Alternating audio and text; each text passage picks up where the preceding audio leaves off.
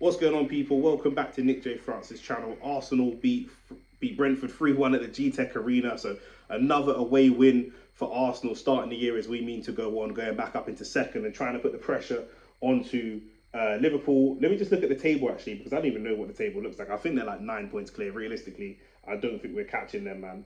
They are 6 points clear, but they have a game in hand. So, boy, yeah, they don't look like we're catching them. And I think that game in hand is against Man United. They're going to smoke Man United, let's be real. So, yeah, boy, I don't think we're catching them anytime soon. But it is what it is. We can only win our games, and that's what we did today. Do you know what I'm saying? I think Calafiori cost us. Let's be honest. Do you know what I'm saying? Calafiori, it wasn't a great day in the office for him. He is a talented player. I can see the vision from Arteta and what he's trying to do with him. But today, it just wasn't one of them ones. It didn't work. I think that there's an argument for keeping Miles Lewis-Skelly in because he was so good before the Christmas break, but I don't know if he was affected by that bug. Apparently there was a bug that was going around the Arsenal camp. A lot of people were ill and unwell. Declan Rice was ill, Kai Havertz was out, and different things like that, which means up top we stuck with Jesus, and he continued his form. He got himself another goal as well. Good goal it was as well. Nice instinctive number 9 type of finish. And he's Gabriel Jesus is transforming into a more natural number 9, a more instinctive striker. You know, he's still not a top level striker. He's not an Isak or a Haaland or anyone like that, but he's a lot more instinctive than he once was.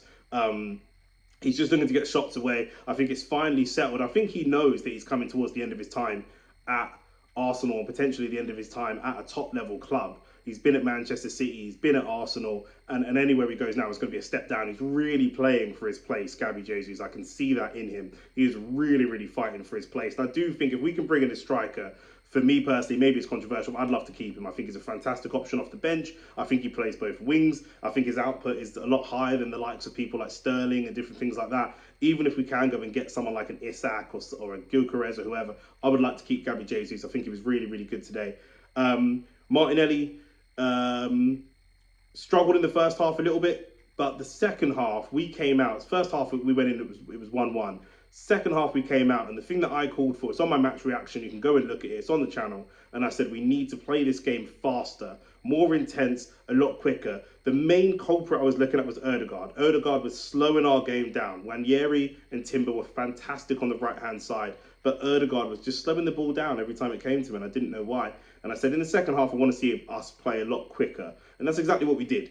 Ødegaard, touch, pass, release, spin, everything was just half a yard quicker.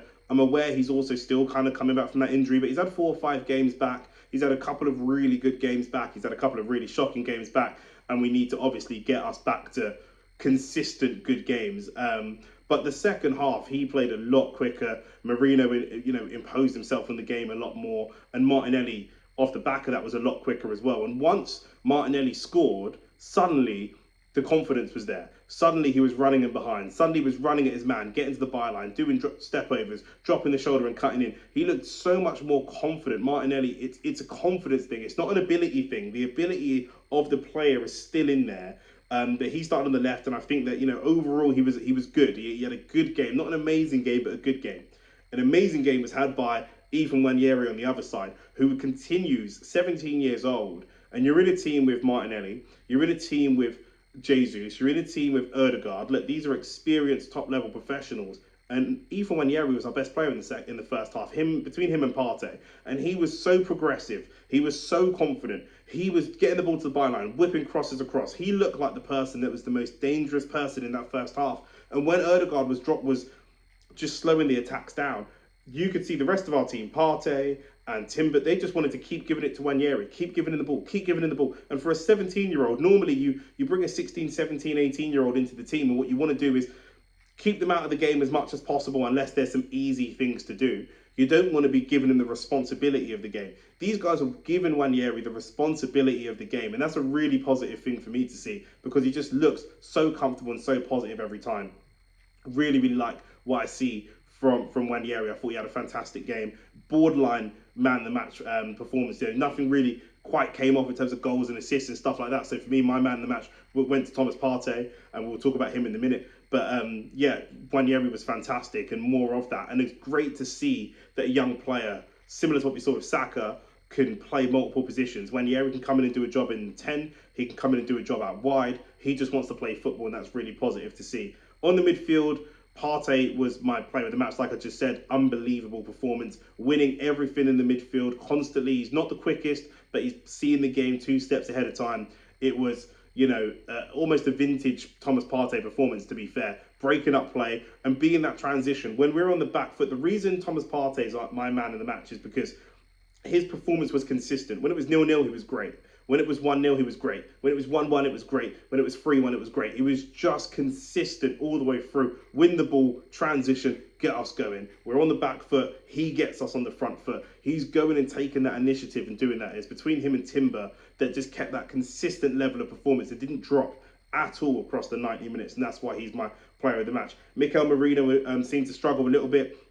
Again, going forwards, we think of Merino, maybe we've miscast him, similar to how we miscast Xhaka. Xhaka came in as this brutish DM, and then it turned out that actually as a progressive 8, he was very good, and as a defensive midfielder, he wasn't very good. It's almost similar with Mikel Merino again, where the part of his game that was better today is going forwards. Yes, we all know he wins loads of duels, and he was the top duel winner in the top 5 leagues, and blah, blah, blah. That's the narrative around him. But on the eye test, he's better going forwards. As a defensive midfielder, wasn't the greatest. He won a few duels in the second half again. He did get better, and I always trust in Arteta that once we get to half time, we'll get a reaction in the second half. That's one of the reasons I trust Mikel Arteta as a manager, and we saw that today. Those players like Ødegaard, like Martinelli, like Merino, that were just on the fringes, they raised their game in the second half. Even Calafiori a little bit. I wanted him to come off for Lewis Skelly. It eventually happened. It happened later than I would have wanted it to, but I guess we saw Joshua Zirkzee get hooked at Man United. We can see how that can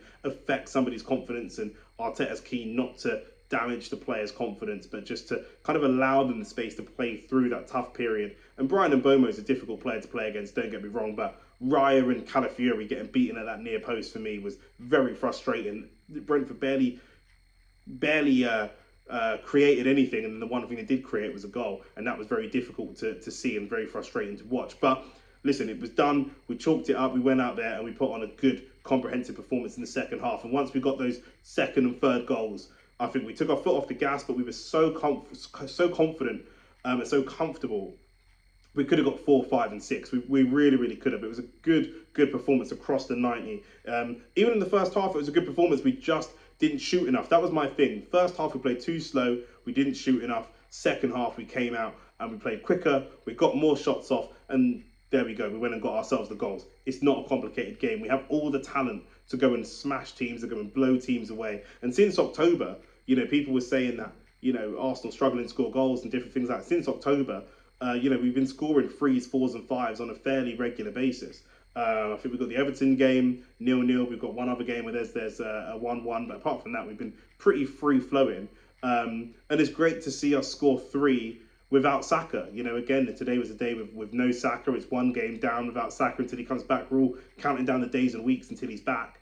But he's just another player. He's a very, very great player. We love him, but he's just another player. We can go out there and put someone else out there that's going to go and shoot and score. And it's not all doom and gloom if Saka's not available. There's other players that can score as well.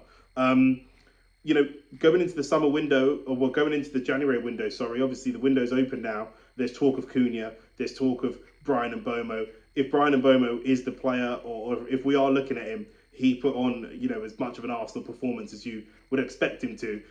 Taking corners, being effective from corners, and cutting in from the right-hand side and scoring. I think Brian Mbeumo and Saka would be a fantastic right-hand side.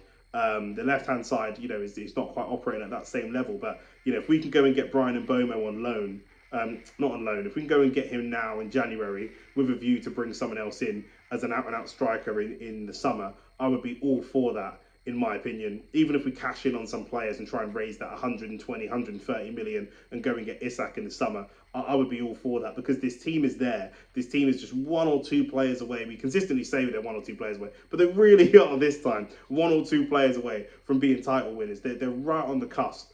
This year looks like it's going to be Liverpool's year, but looks like Trent could be going. They're going to have to replace him. Who knows what's happening with Salah's contract, Van Dijk's contract, etc.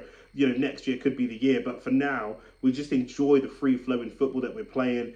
And these types of performances can lead us to being confident in cup competitions. And in those cup competitions is where I think we have the best chance of picking up a trophy, right? We're 3 games away in the Carabao Cup from picking up a trophy, and we're still in the FA Cup, we're still in the Champions League, all those different things.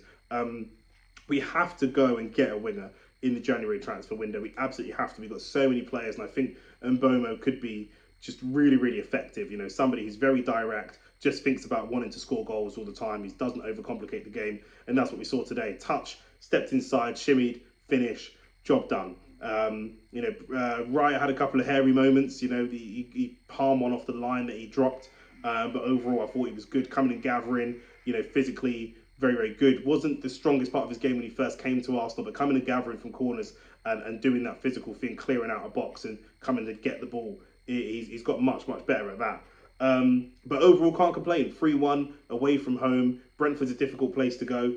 It's been a difficult place for us to go in recent years, but we went there, we got the win. We look to the next game and try and put as much pressure on Liverpool as we can. Simple as that, job done.